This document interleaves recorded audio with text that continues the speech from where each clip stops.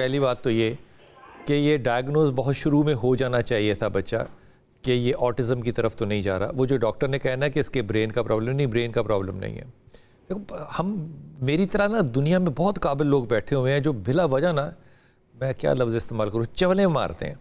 लेकिन ये miss diagnosed और मिस गाइडेड बच्चा जो है ये आपकी वजह से है। आपको अपनी पहले तालीम इस पे मुकम्मल करनी चाहिए थी। आजकल तो गूगल है भाई। फातिमा हमारे साथ हैं। जी फातिमा, अस्सलाम वालेकुम। बिलाल भाई। जी मेरा बेटा। बिलाल भाई, आज पहली दफ़ा आपको कॉल मिलाई है और मुझे यकीन नहीं आ रहा कि मिल गई। सलामत रहिए मेरा बेटा, हुक्म कीजिए। बिलाल भाई, मुझे ना अपने बेटे के बारे में पूछना है। वो इस वक्त ना अभी मार्च में 6.5 साल का हुआ है। माशाल्लाह। क्या नाम रखा बेटे का? अब्दुल बासित। 6.5 साल का। जी जी जी हुआ है वो 6.5 साल का। अच्छा। तो बिलाल भाई, जब ये 3.5 साल का था ना, तो हमने इसको स्कूल में करवाया था, क्योंकि ये स्पीच डिले था, ये बिल्कुल भी कुछ नहीं बोलता था।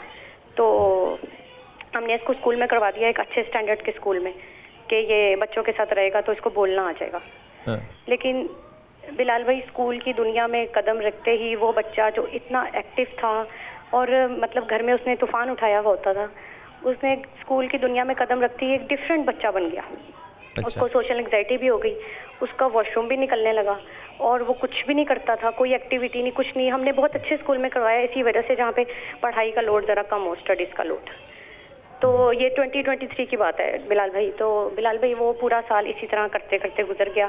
फिर बीच में मेरी बेटी होने वाली हो गई, तो फिर इनकी समर वेकेशंस आ गई, लेकिन समर वेकेशंस के बाद भी ये गया।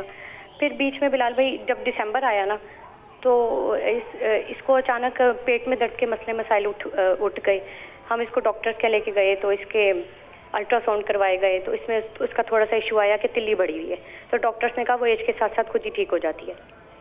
फिर उसके बाद डॉक्टर ने कहा कि इस बच्चे का इशू स्पीच डिले के साथ साथ ब्रेन का इशू है, कि ये अपनी एज से थोड़ा सा पीछे है, इसको सिग्नल्स जैसे देर से जाते हैं, इस तरह का मसला है। तो बिलाल भाई हमने उठा लिया उस स्कूल से।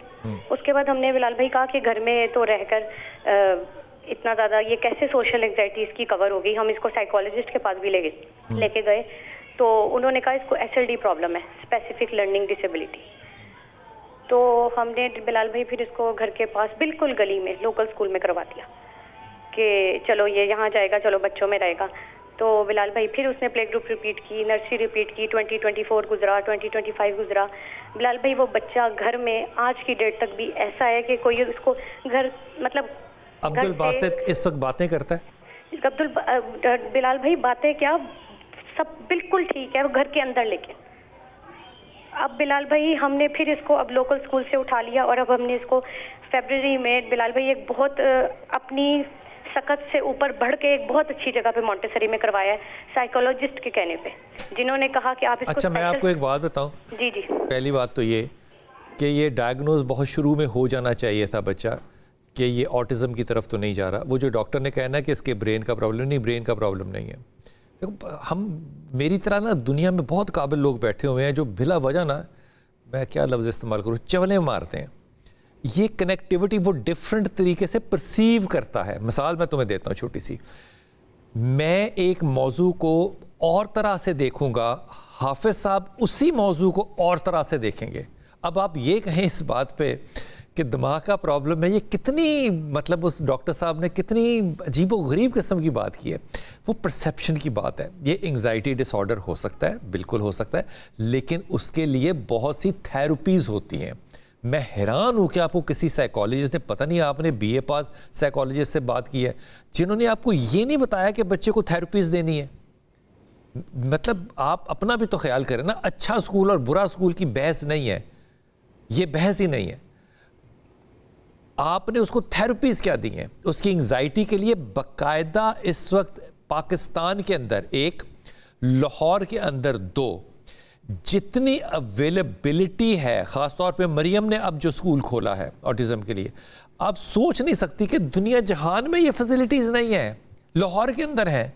और आपको किसी डॉक्टर साहब ने गाइड ही नहीं किया कि आप ये करें। बच्चे को मेन स्ट्रीम में रखना चाहिए था, पहली बात।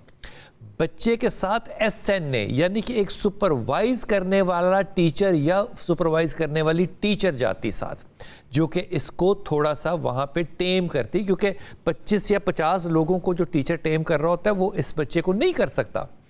तो सोशल एंग्जाइटी है, उसके लिए मेन स्ट्रीम में रखना चाहिए था, आपको छोटे छोटे स्कूलों में नहीं जाना चाहिए था। लेकिन दूसरी बात यह है कि लाहौर के अंदर चाइल्ड साइकोलॉजिस्ट हैं। मिसाल के तौर पे अगर आपको चाइल्ड साइकोलॉजिस्ट नहीं मिलता तो आप चिल्ड्रन हॉस्पिटल जाएं। चिल्ड्रन हॉस्पिटल में आपको बहुत से चाइल्ड साइकोलॉजिस्ट है, बच्चों का जो साइकोलॉजिस्ट है वो मिल जाएंगे। थेरेपी करने वाले वहाँ से आपको बहुत से लोग मिल जाएंगे। अगर आप ऑफ कैमरा मुझे फ़ोन करेंगे, मैं आपको बहुत से लोगों की एग्जाम्पल दे दूंगा।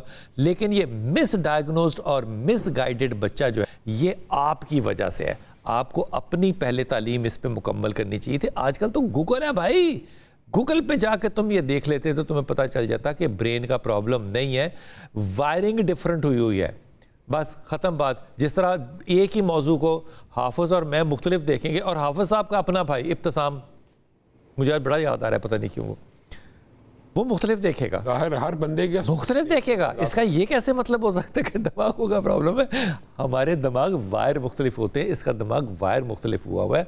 लेकिन ये बहुत अच्छी तरतीब से चल सकता है बच्चा, अगर आप एक अच्छे चाइल्ड साइकोलॉजिस्ट के पास जाएं।